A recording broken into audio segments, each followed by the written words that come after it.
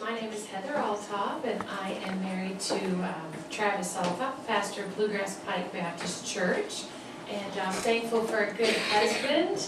And he's not going to be able to listen to this broadcast, so we'll make sure everybody tells him what I'm saying about him. We'll make sure he gets a recording of it. But I'm thankful for a good husband. I'm thankful for where the Lord has brought me.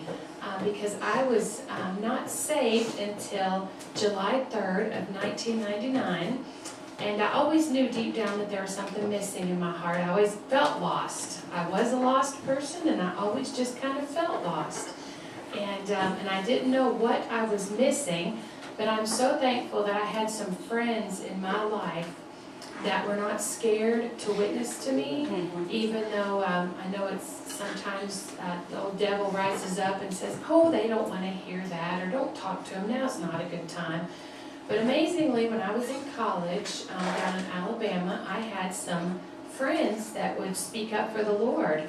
And although I thought it was odd, and I didn't understand it at the time, but now I do understand it, I'm very thankful for those friends, because there's probably other saved people that crossed my path that were nervous or scared to say anything.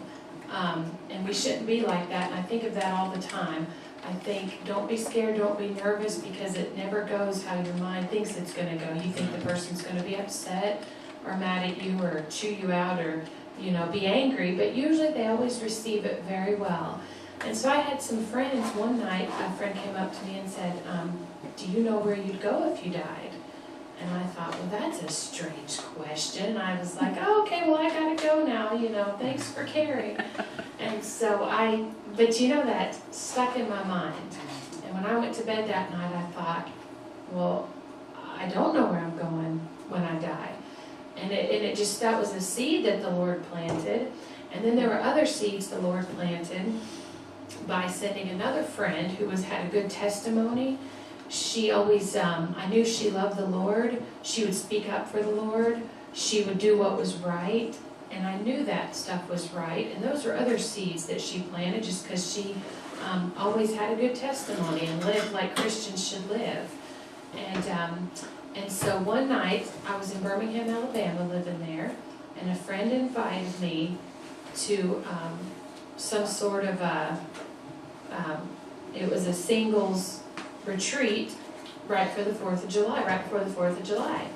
So I decided to go with her, and there was a preacher preaching in this old barn, and I remember we were all sitting there on the ground, and I remember he was talking the gospel and talking about the Lord and how we shouldn't be ashamed of Him. He wasn't ashamed to die publicly for us, and all the things the Lord had done for us. And I just came under great conviction, and I remember he gave an invitation, and he said, don't be ashamed of the Lord. He wasn't ashamed to die for you. If you want to be saved and not ashamed of Him, come forward. And I thought to myself, I'm not going to be ashamed anymore. I don't know these people, so don't be embarrassed. You can get embarrassed easily because you're too worried about what people think. And at that point, I thought, I don't care what these people think. I need to get this settled. I need to do this. So I was the only person that went forward for salvation, and I just didn't care what anybody else thought. I knew this just needed to happen, and I called on the Lord and said, Lord, I don't want to be ashamed of you anymore. I want to live for you. And it's just amazing how after that the Lord has opened doors. I never thought I would be a pastor's wife living in Danville, Kentucky. I didn't know what the Lord had in store for me. I just knew that things were different. I started growing. Before I was a Roman Catholic, and I just started growing in my Bible reading. We found a great church down in Tennessee to go to, and I just wanted to learn and listen and ask the Lord to help me with whatever He wanted to help me with, whatever He wanted me to do. Lord, just open the door and make it possible, because I'm too dumb to figure it out, Lord, but You're not. I said, so Lord, I want You to take control of it. And so He just started opening doors, and at that time, my husband, he felt the same way. So he had been saved since he was 8 years old, but he hadn't been living for the Lord like he should. So at that time, we both kind of started together growing. I started growing new, and he started growing back up in the Lord. And so the Lord, I'm just thankful the Lord too brought me a wonderful husband. And one of the first things he asked me when we met each other was, he said, oh, by the way, he said, are you a Christian? And I said, actually, I just became one. Because his dear sweet sister had always given him the advice of, don't marry an unsaved person. He said, if you don't want trouble in your life and lots of heartache, he said, make sure the person is saved. And so I was very thankful that he thought of that, and he asked me that. And then later I figured out why he asked me that. So that was a blessing, and I'm thankful the Lord has done a great work in my husband's life and in my life. And I just want to do whatever the Lord would have us to do, wherever He wants us to go. We always say we never want to leave Danville or Bluegrass Pike, but then I'm reminded, never say that to the Lord, you never know.